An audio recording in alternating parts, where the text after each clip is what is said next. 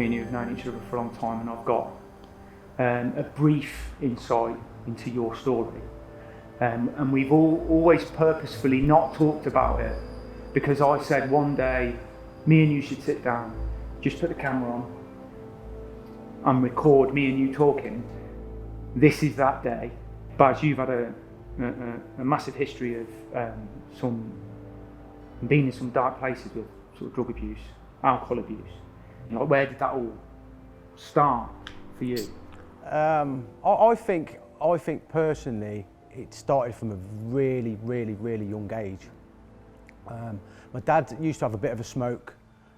He used to sell a little bit of cannabis, and I thought my dad and all that sort of circle was so cool. My mum said to me when I was about 3 years old, she took me to my granddad's house, and she said that I started to make a spliff when I was 3 years old, and she said I did it to a T, as in I burnt the cannabis, I crumbled it in, I licked the Rizzlers together, I put the fag in, I put the roach in, I did everything. I can't remember obviously nothing about this because I was far too young, but she said I did everything, and she says I had to stand in front of my granddad so he didn't say, well, what's he doing? Because he didn't know nothing about that sort of stuff. So you're 3 years old? Yeah. When you look back on that now, from where you are, I mean, obviously we can smile about that now, but 3 years old, are you smoking marijuana at 3 years old? Well, I'm obviously inhaling it ever since I was probably one, from when I was born. You know, but in my house, it was, you see, I don't want you to think that like my dad was like some whacked out junkie, because he wasn't. He was just, he liked to have a smoke, and some people disagree with it, some people are not really that bothered, but it was, to me, it was just a normal way of, it was a normal thing in my house. It was just like, you go and brush your teeth in the morning, I'll get up and have a spliff. And like, people are like, to that, you know, and it's like, but to me, I didn't know no different, you know, so it was just the way it was, and we always had people in and out of the house, and it was always really good to me. I had a great childhood, you know, I never went without anything, I weren't spoiled or anything like that, but growing up, I went out and played with my friends, and I did the normal things that everybody does. It's just that, sort of behind closed doors, things were a little bit dodgy, okay. You know. But so when was the first time that you would have realised and been aware that maybe this isn't normal behaviour for a household, that it's okay for me to be able at 3 years old to... Well, when I was a little bit older, I still can't remember it, so I must have been like really still very young, but my mum told me we got busted when we lived at our first home. They come in the front and come round the back. There was just me, my mum, and my sister was a baby at the time, so she'd got only been I'd probably been about 4, because my sister's, she's 4 years younger than me, so I'm still really young. But I think it was the week before, my mum had bought me a Cowboys and Indians set, and I used to have this bow and arrow with suckers on the end on the arrows. And my mum said that when the coppers come in, I was shooting them with a bow and arrows, going, get out my house, get out my house. And these are trying to raid the place, and I was playing Cowboys and Indians. When I got to around about 12, because that's when I started sort of smoking, I tried my first spliff. When you go from the middle school and you have the 6 weeks holidays before you go to senior school, that's when I tried my first little bit of cannabis. And my dad knew that I was buying cannabis and that from drug dealers, and he didn't want me to do that. He pulled me up one day and he said, look, I know you're starting to have a smoke, and I want you to come and get it from me, because he knew where I was, and there's always police watching drug dealers' houses, and I could end up in trouble and stuff. And so my dad wanted to obviously take care of me in his own way, so he said, come and get it from me, and I used to get it cheaper. The coolest thing is that because it was a normal thing in my house, people were allowed to come round my house and have a smoke. So they thought that my family was the coolest family in the whole world. So things changed a lot. They went up another level a little bit, really, because that's when I was 17, I first tried cocaine for the first time, but it weren't your sort of ordinary sort of situation where you're out with your friends and somebody offers you a line and all that sort of stuff. My first line was from a dad, and you're probably yourself, you're thinking, geez, you know, but it sort of weren't like that. Basically, we'd got made redundant from the place that I used to work at, and I'd got some redundancy money, and it was only about 600 quid, but I thought I was loaded, and I always wanted this Technics double tape deck. It was, you know, the hi-fi separates you used to get. And I said to my dad, will you take me down the town and get it? And he said, yeah. So we went down and we got it, and we brought it back, and we went into my bedroom, and he was helping me set it all up, and it was mint. I fell in love with it, I did. It was just fantastic. And I'd got these massive Goodman speakers as well. They was huge, but the sound quality was amazing. And then all of a sudden he got a rap out of his pocket and started chopping these lines up, and I was just like, I knew what it was, but it was like, geez, you know. And then it gets, I can't remember if it was a straw or rolled a note up, or then he was showing me what to do. Right, so you put this in your nose and you do this and blah, blah, blah. And I'd done it. And then about 20 minutes later, he was like, have you got anything off that yet? Meaning, is it working? Is it any good? And I felt incredible. Because I was into the rave culture at the time as well, and I was just sort of into that. Cocaine was like, you know, it's like the posh drug. And then I was doing it with my dad. It was just like, I knew no other kids were doing that I knew. And that made it, because I knew it was wrong, but I knew it was like bad boy, if you want to call it that. It was, but the feeling of cocaine was incredible. That's why it's addictive. It was the most strangest thing, because I was living in a different town at the time, and when I was there and I was going out drinking, I wasn't really bothered about cocaine. But when I went to where all my old friends were, back in where I grew up, and when I went to this certain place, this certain pub, I'd got to have it, and I would have it at all costs. That's where I ended up getting in serious amounts of debt, because I'd got credit cards, and that's a dangerous thing to have when you've got a drug habit. So I ended up maxing all my credit cards. Then I got a consolidation loan to pay off all my credit cards. Then that activated all my credit cards, and I ended up with about 25 grand's worth of debt.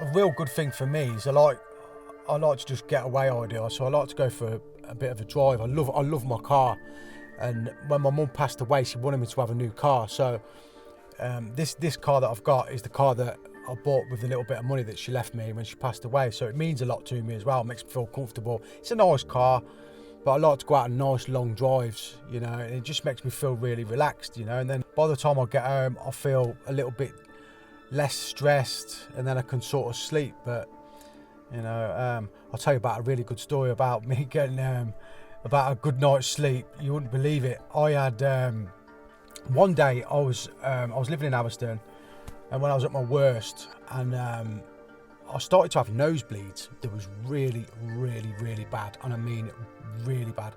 It was that bad. One night we had to call the ambulance. They gets me over there. They couldn't understand why, but because of all the drugs I've been sniffing and the way I was abusing my body, what happens is it was coming out that fast. I was having to swallow it as well, because it was coming out so I just couldn't stop it. So I was basically having to swallow some of it, and what it does is it congeals when it gets into your stomach, and then eventually you'll sick it back up. So when I got to the hospital, after a while, I was being sick, and I was having these like blood clots, and I'm not joking ya. There was like plates of jelly, and they'd give me a little bowl to be sick in, and when I'd be sick, it was just a massive blood clot, like huge. It was disgusting, and like even the nurses were like, "Oh my God, what is that?" And I was just like, "Oh, it was a vile." But then what had happened was, to try and stop the bleeding, they'd put these like tampon things in my nose, but because the blood was coming out so much, these were filling up really quick, and it was pushing my nose out, at the sides of my nose, sort of here. It was pushing it out with the pressure of the blood, and it felt like it was splitting here, and it just weren't stopping, and it was going on and on and on. And then the nurses decided to trying to figure out what they was going to do. So they was going to give me a blood transfusion because I was losing so much blood. It was horrendous. By this time, I hadn't been to sleep for like nearly 2 days because of these nosebleeds and all the anxiety and everything I was getting from it as well. I was so worried. And then at the night time, this woman come round to all the other patients. She got a trolley just full of drugs, and I'd never took sleeping tablets before or anything like that. And she said to me, and I said, because I was desperate to just go get some rest because my mind was gone. I was so physically tired. And she said to me, I said to this lady, I says, excuse me, I says, have you got anything that can help me sleep? And she went, of course I have, my darling. She goes, you give me a second. So she gave me this tiniest little tablet, and it was a sleeping tablet, and I had that, and it was the best night's sleep I'd ever had in my whole life. I got up and I didn't feel groggy, I didn't feel anything. It was absolutely incredible. And then I was in the hospital for about 5 days, and they couldn't figure out why I was having these nosebleeds, but I knew, because it was through all the cocaine abuse and all the other stuff that I was taking. It was and all the drinking. It's just abuse, and you can't abuse your body that much the way I was and expect to get away with it. Something's got to crack, something's got to give, and that day or that week it really did. And then after about, I think it was 5 or 6 days, they decided to let me out, and they gave me loads of other drugs as well, like painkillers and stuff. I don't know what it was, but when I come out, I rang my dad up. I said, could you come and pick me up? He went, no. I was like, oh my God, what am I going to do? And then I decided to ring my friend. And I said, could you come and pick me up? So she did. And she dropped me off at home. I got home. I'd been so poorly, really poorly. I got home, put my bag in, got quickly changed, got my dog, went out on a 16-hour bender and bought about 3 or 4 grams of coke. And then I did that for a while, and then I packed it in. And then I didn't bother with Class A drugs really at all. If we used to go raving, I'd have a little bit of speed to keep me going, and that was just vile. One day I'd got a job, not too far down the road from where I lived, so I used to walk. And I can always remember it. It was like it was yesterday. And I'd go up in the morning, had my breakfast, had a cup of tea, and then I rolled myself a joint, big fat joint, and then I walked to work. By the time I'd smoked it, when I got to work, I daren't go in. I daren't go into work. Why? Because I was so paranoid. It weren't a paranoia and thinking, oh, people are going to get me and all this, but I couldn't look at anybody. Very like this. And I had some great time smoking cannabis. Some of my friends that I used to smoke cannabis with, we had such a laugh, and it weren't all bad. But it got to a point where it weren't like that anymore at all. It was, I become very nervy. Yeah. I couldn't look anybody in the eye. And my mum always used to say to me, if somebody can't look you in the eye, they've got something to hide. You know, and that always stuck with me. And I was very this. People, you know, I just did it.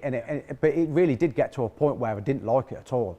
And I think I was around about 20, just before I was 21, I stopped. Because somebody I knew, they was an amateur boxer, and they was quite good as well. And they said to me, do you fancy coming along to the boxing club that I'll go to?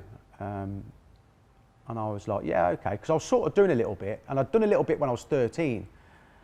But then I just discovered the drug culture. But so I did. So I stopped doing it, and I completely knocked it all on the head. And was it that easy? Yeah, I because it wasn't fun anymore, and I just didn't like the feeling of being paranoid. And it's just, I mean, if you've ever been paranoid, I don't know, but it's just not a nice feeling, you know. And it just didn't agree with me anymore. When people say to me, "Oh, it's just cannabis, it's just a bit of a smoke, it's only, you know, it's for medicinal purposes." I get that, for medicinal purposes, and I totally support that with that side of it. But smoking, I never went anywhere either when I smoked cannabis. You're in this little bubble and you don't go nowhere or anything. You just sit and get stoned all day, playing video games and watching films. You know, I just didn't like it anymore, and it was the paranoia that stopped. Then I started boxing.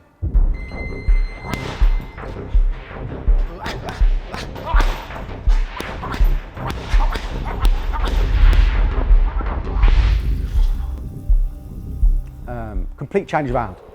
It was just like all of a sudden I've been doing drugs for years, and then all of a sudden nothing, and I was super fit.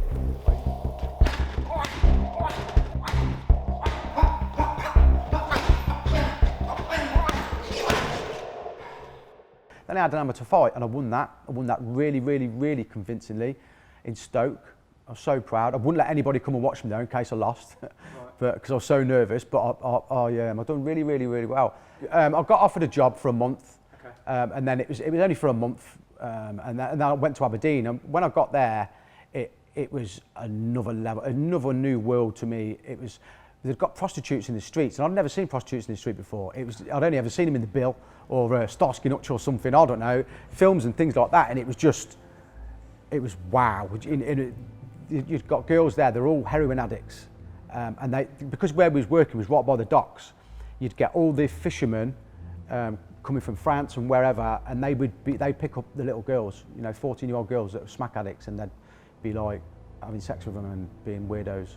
And it was just, I'd never seen anything like that. I didn't actually see him doing it, but you'd see him go off with the men. And it was just like, but I was getting drunk all the time, and that's where I tried heroin. Not through needles or anything like that, just smoking it, chasing the dragon as they call it. Luckily enough for me, I only tried it once, and luckily enough, it didn't do anything. Because somebody I knew that I was working with at the time, they was doing it all the time, and I wanted to have a go. It weren't pushed on me, let's have a go on that then. And I can't believe I did it, but I obviously did. And it didn't do anything to me, and which I'm so glad, because if it did, I think I'd have been even worse because of the way I am with stuff like that. So Aberdeen was just crazy, and there used to be prostitutes outside a hotel all the time asking us for Johnson business, and I was only young and it scared me to death. Do you know what I mean? It's like, prostitute wants to sleep with me, and it's like, and in the end I gave in. Okay. I did, and I'll never forget it. This is a crazy story. I think it was the day before I was coming home, and I used to get £370 a week. I used to work 7 days a week, and I thought, you know what, sod it. And this girl, she was saying, you can have me and my mate for 20 quid, right? Wow. And I was just like, no, I'm all right, thanks, And she said it to me all the time, you can have me and my mate for 20 quid, and I was like, oh, no. And then the day, like I said, the day before I come home, I gave in, and we went into the toilets, and she was nothing to look at, trust me, but like she opened a bag, was in the toilets, in the cubicle, and I'm steaming drunk, and she's opened a bag, and she's got all these condoms in a bag, and she's got this big blade in there. I was just like, when I seen the blade, I was just like, what are you doing here? But then I got a bit frightened, because I'm thinking, what if I try and leave and just try and does me in? Try and stab me or something, but it was horrible. And then I hadn't got no cash on me, so she walked up to the cash point machine with me after, and she wanted a tip. Wow. And it was one of the worst things that I'd ever experienced in my life, and I gave her an extra tenner. What are you doing?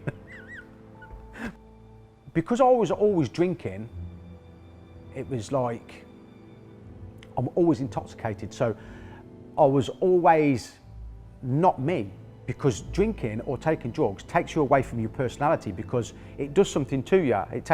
You're stoned, or you're tipsy, or you're drunk, so you're not who you really are. And because I used to drink every single day, the only time I never used to drink was when I was asleep or was at work. So, and that went on for years and years and years. So I was never me. I never knew who I really was, because I was always somebody that, I don't know, like, drink was making me turn me into somebody else. I was never violent. I weren't an angel either. I was never violent or anything like that, thank God.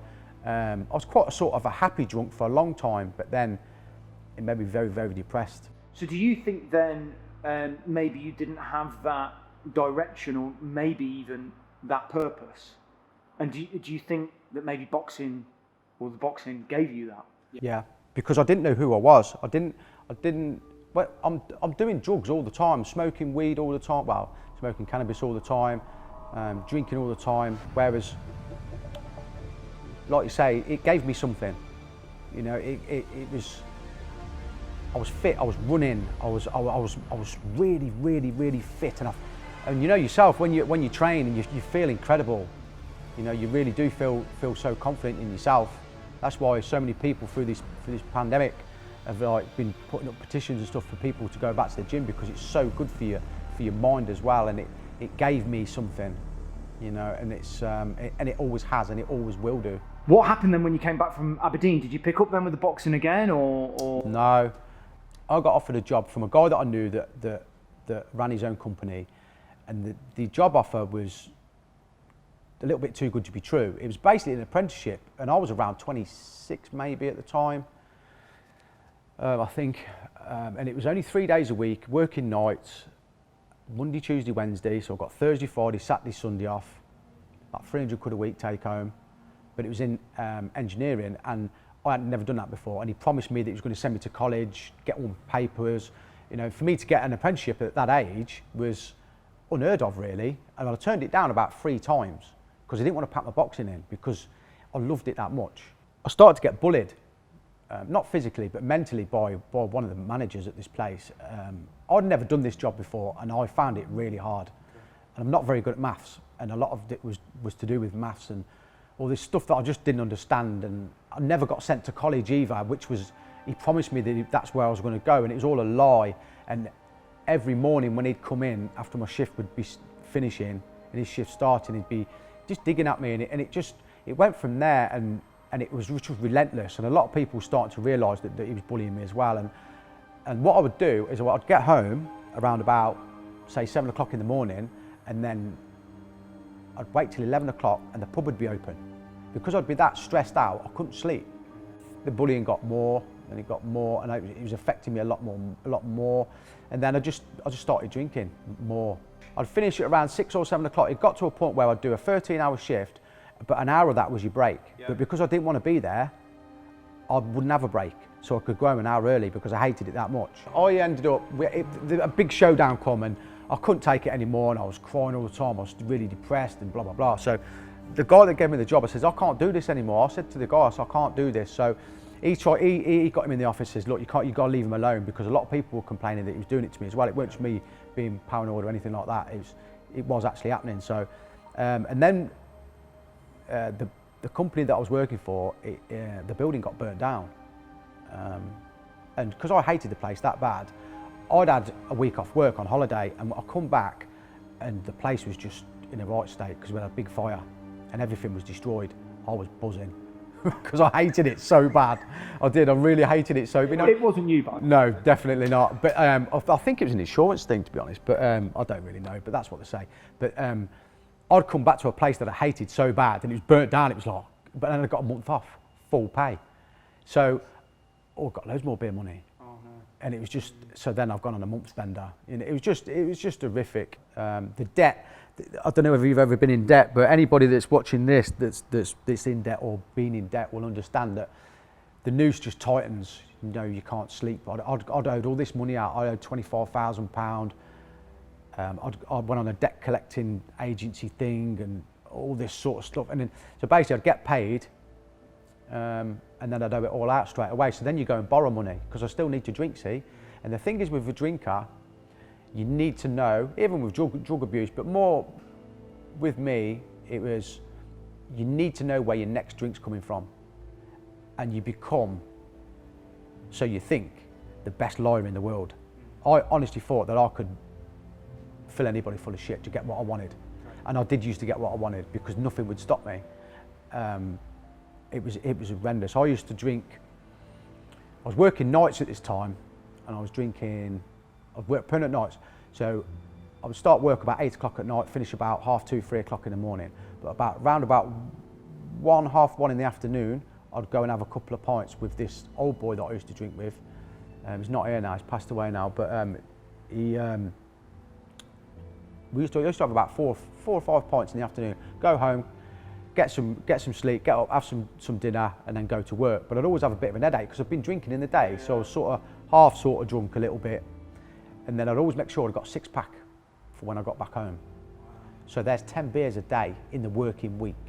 The ugly side, the really ugly, dark, horrible side is coming to get me, and I can't see it. And then it gets to a point where you're not, what's the point of me being here? I honestly, when I was with this girl at the time, I used to say to her, why are you with me? I'm just a loser. Why are you with me? She says, because I love you. And I admire her so much because she could have, most people would have walked, you know, but she didn't, you know, and she stuck by me so much. And the stuff that I used to do, you can't really see them now, but I've got scars on my arms, especially on the one that I've got tattooed. There's one there, but one day I was so depressed, so depressed, bad, really bad. And when I got this big carving knife out the kitchen, the girl I was with at the time, she was at work, and I've gone and got this big carving knife, blade on it's like that, and I'm sat in the front room, and I'm just doing this. Not doing anything with it, just playing around with it. Just sort of doing this. And in the end, I cut myself 100 times. And there was blood everywhere. You can sort of see them here. There's a couple here. There's that one there opened me right up. And I was lucky with that one. And then what I did, I went upstairs and I sat in the front bedroom window on this big chair. We've got no curtains. And I just sat there, blood's everywhere. And I've got all these little sharp cuts in me, and I just sat there in the front window for the whole street to see me. It was at night, so nobody really did. It was just attention, crying out for attention, because I just wanted whatever was going on to stop, but I didn't really know what was wrong with me. I didn't know I was an alcoholic, even though I drank loads and loads of beer and I was getting messes with it and whatever. I didn't know what was going on. So I'd sit there, and then she'd come home from work, she got dropped off, and there was people in the car was all looking at me in the window, but they couldn't see that I'd cut myself. And then she come in, she didn't know either. She come upstairs, she's turned the light on, I'm stood there covered in blood, she's in bits, you know, couldn't believe it. It was just absolutely horrific. But before I cut myself, I was sitting on the settee, she's still obviously at work, I've got the knife like this, and it's funny, but it's really not. But I can laugh about it a little bit. But I'd got the knife like this, and the old idea was to just go a couple of deep breaths, boom, straight in. Job done. There's no point me being here. I'm just a worthless piece of shit. I let everybody down. I'm scum of the earth. There's no point you being here. So that was what the plan was. But every time I went like that, I'd go, "Aya," because it was like I couldn't do it because it was too sharp. And it was like, and I knew that I was never going to kill myself. There was another time where I had a shotgun in my mouth. The only thing that stopped me was my mum.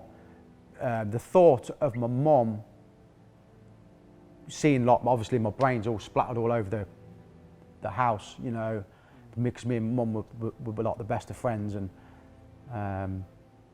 you know, I mean, I got on with my dad too, but my mum was really close to my mum, and that's the only reason that stopped me that day.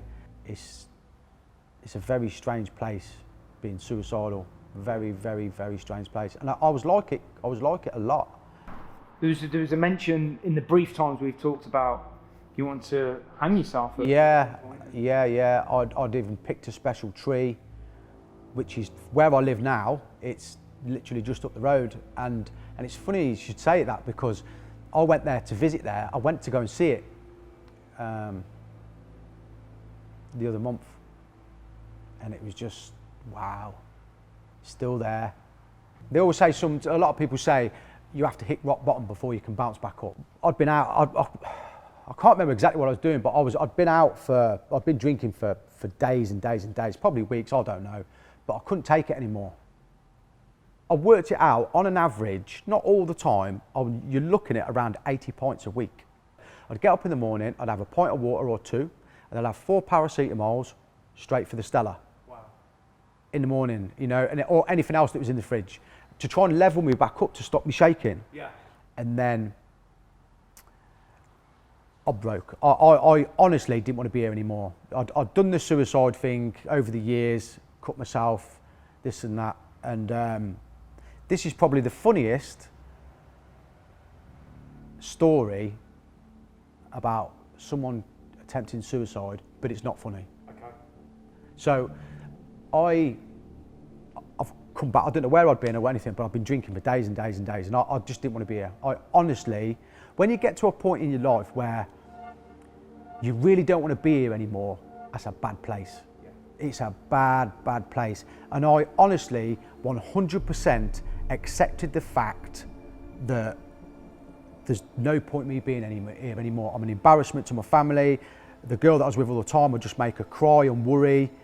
I come back and we went into the spare room, and I just broke. And I was on my hands and knees, tears flooding down my face, and I got out of her hands like that, and I was begging. I was begging to the highest degree where I wanted her to take it away. Please, please, please, just make this stop. I just want it to go away. And she's crying, thinking I'm going to do something to myself. She's fearing for her own safety because she knows my mind's not straight. I've never threatened her or anything like that, but she's frightened. So over the other side of the room, on the windowsill, there's a massive jar of pills.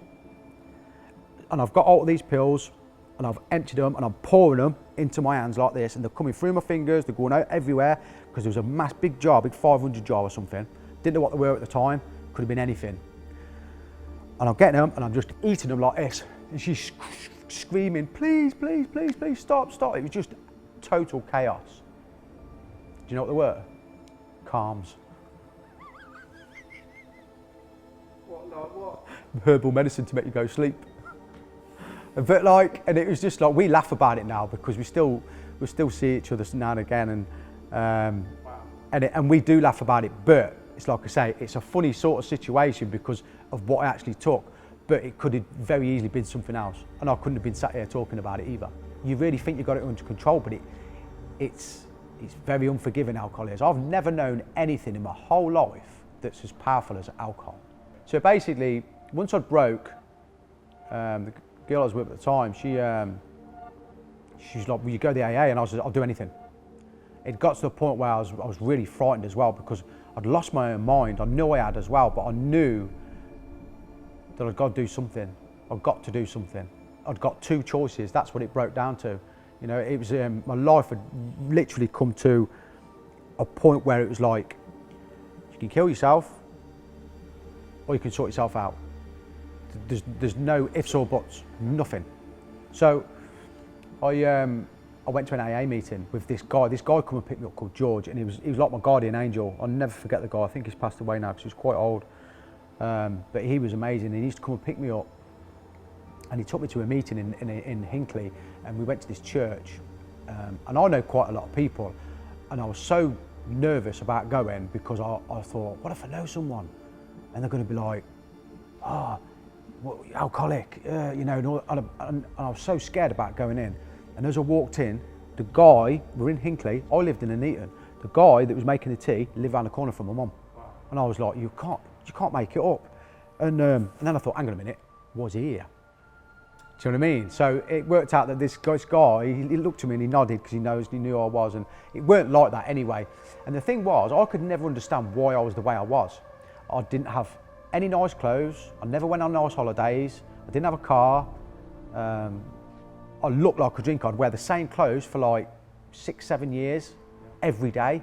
When we would say, like, you know, she used to say to me, you look like a drinker, Baz, you need to sort yourself out. And I didn't know anybody apart from the guy, like, and I'm sitting there all sheepish, sort of like, you know, dead nervous and stuff. And this guy,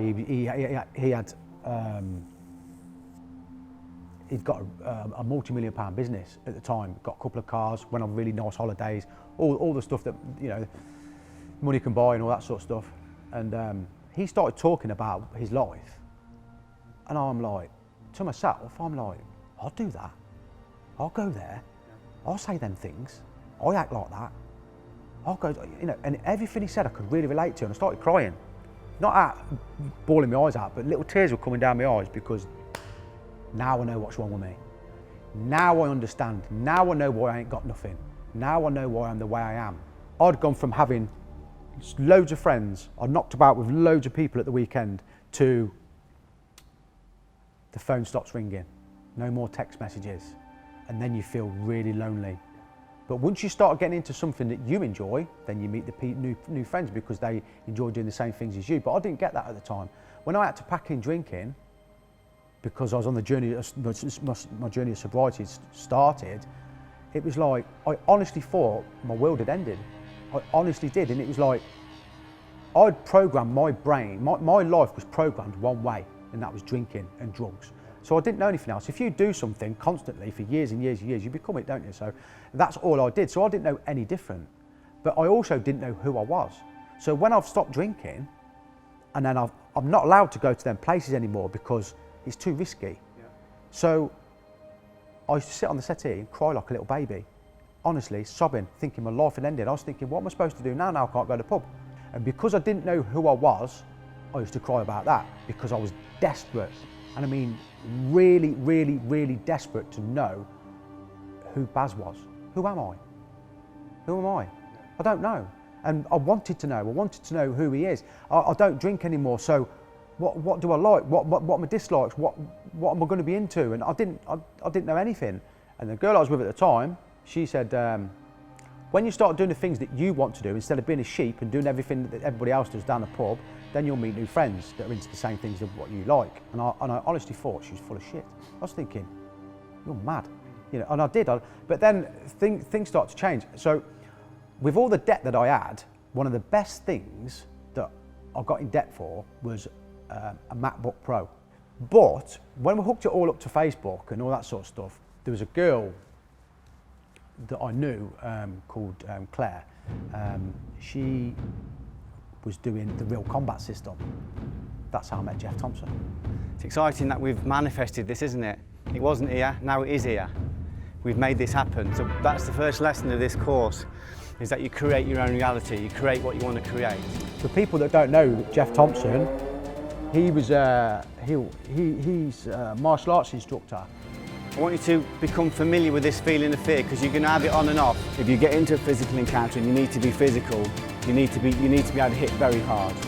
Here! Here! Here!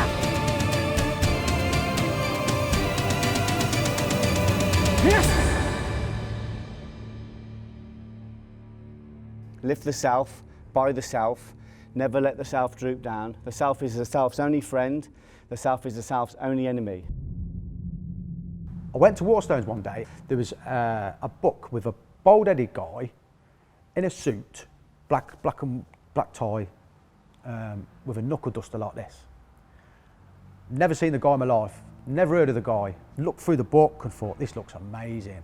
Got these photos in there of all his team and this and that, and I used to think, well, yeah, I'm going to buy this, but I'd never heard of any person in this book whatsoever. And it turns out it was Jeff Thompson's book, Watch My Back. And what I didn't realise is, little did I know that later down the line, all the people that was in this book, I'd end up training with. Yeah. And it was just like, when I started doing it was like, hang on a minute here.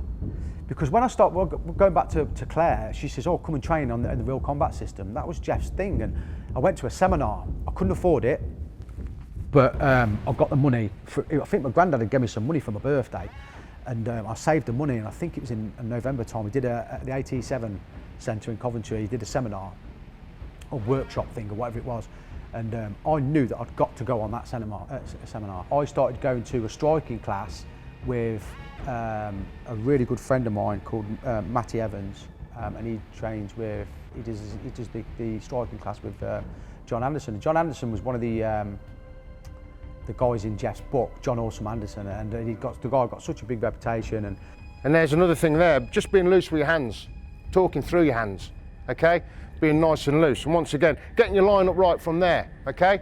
I can be talking away, whoosh, and throw the punch, whoosh, throw the punch, whoosh, throw the punch. And that punch hits the jaw, you're gone, okay? Don't care who you are. Anybody brave enough to come out here, let me do that to them, okay? They're gone.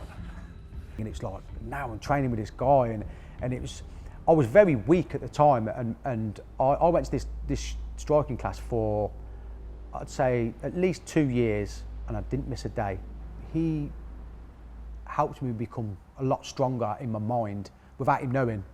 One day, my training was going okay, I was getting stronger, my mind was getting stronger, and then I got an email from Jeff. And I'll never forget it. It said, "Hi Baz, hope you're well. Are your hands still on fire?" Meaning my speed and that, because it had me striking in front of the whole class. And he says, I'd like you to invite you onto a black belt course for the real combat system. And I was just like, there's only 10 people get to go on it each year, and I was just like, wow. And I couldn't even afford that at the time, and there's nothing stopping me going on that, nothing. You know, so things had just started to go, you know, and it wasn't easy. It was very hard for me mentally because my life was changing, you know, and it was all new. So I did the black belt course, got to the day to do my grading to see whether I'd get the black belt. Passed that. I was now a black belt. You know, I was a Jeff Thompson black belt. It was like, I honestly thought I was like a ninja. You know what I mean? You know, I honestly did. I honestly thought it was just the best feeling, you know, and I'm training with Matty Evans and John Anderson, and I'm a black belt with Jeff Thompson. I didn't think I was like, you know, look at me, don't mess with me. Not that arrogance, but just like how my life had sort of was starting to change. And then I used to train with another guy called Aaron Clamp, and I still work with Aaron today, and he's another amazing guy. And we used to train at another gym, and I always said, I didn't drive at the time, and I always said that when I passed my driving test, I'm going to go and train with Aaron again. And we used to do a bit of MMA and stuff. And he left where he was to train in this gym, in the Red Corner gym in Coventry. And because it got a big reputation, I thought I'm going to go there one day. And I didn't drive, so I used to come on the bus from the Neaton. It used to take me 45, 50 minutes on the bus one way. When I used to come here, I was still really nervous around people. And I can always remember I used to walk up the stairs like this, and then Glenn would be waiting to take my money, and I'd be like this. I could look at him, and I'd pay my money, and then I'd go on the bags, freight the bags, do whatever, skip in, this and that, and then I'd go home. But I knew Matty was here as well, and I knew Matty, and so I only sort of knew two people really, and obviously Glenn, because he's such a friendly guy, and it's his gym, and this gym's welcome to anybody, you know, and you know how it is yourself. So this ring that we're sat in now, I'm not joking now, it took me 3 months to actually get in it, because it's on a stage and it's. Oh yeah. I dared to actually get in it, not do anything, just to actually get in it. It was like being on a platform. So I'd be like, I ain't going in there, but because my confidence was still quite sort of low. But 3 months it taken me to actually pluck the courage to get in the ring. The amount of opportunity that comes through this gym is mind-blowing. You know, I've been in a short film, I'm doing this, and it's like I've become a professional boxing coach. I've gone from being a professional drinker to a professional boxing coach.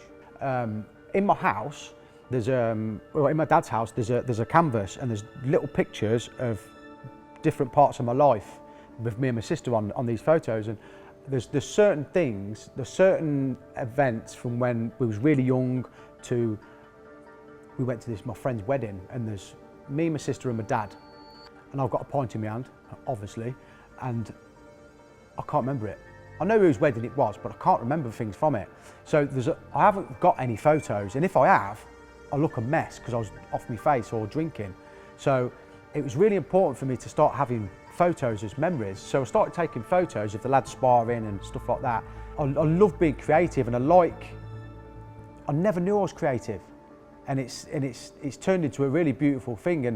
And because I've got the gym, I can take photos. I always bring my camera to the gym, and I'm taking photos of people sparring or just portraits of things like that. And I give them. I don't charge for them either, and they love it. And it's just such a nice feeling when they're like, "Thanks, Baz, that was amazing."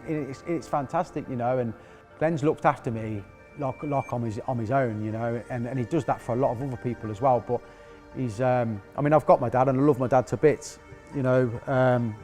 We've had ups and downs, but Glenn's like my dad too, you know, and he likes being like that way with me, and he pushes me, and sometimes I don't like it. I always wanted to know what it was like to be able to fly. I decided to go on like a skydiving course so I could become a fully qualified skydiver, so I can jump anywhere in the world on my own, you know, no more tandems, you're on your own. And because I wanted to know what it was like to be able to fly. And I know it's not everybody's cup of tea, but I've done that now, and I didn't jump. I did about 40 jumps, and then I stopped. And then when my mum passed away, before she passed away, I said to her, what do you want us to do with your ashes? I said, you don't want a bench, do you? I said, everybody has a bench, don't they? It was just a joke, no disrespect to anybody that has got that for their family or anything like that, but we was laughing about it, and I said, what about skydiving? She went, oh. She goes, yeah, because then I can just float wherever I want to go, you know, so that's what the plan is. It's not, I'm back in the air now, I'm back skydiving, and now I'm here today, and it's such a big day for me today to be able to sit here and do this, and to be able to try and help other people see that there is a way out. You don't have to stay where you are. I'm no different to anybody else. I'm no big shot just because I jump out of airplanes and I'm doing this film, and I'm, you know, and I'm a professional boxing coach. I've worked really hard to be there, but the world is not such a deep, dark, horrible place, because I am living proof that just a normal guy from a normal place can do these amazing things. You know, I'm no better than any other person whatsoever, but you've got to go and work for it. You've got to go and chase it, you know, and don't ever let anybody tell you that you're not worth it or you can't do something, because I'm living proof that you can. You know, and if there's anybody who's going to ask me anything about alcohol, I would say, if you think that you've got a little bit of a problem with alcohol, pack it in.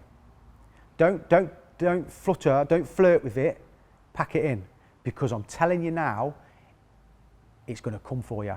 And I always said that it takes away 3 things: your mind, your body, and your soul.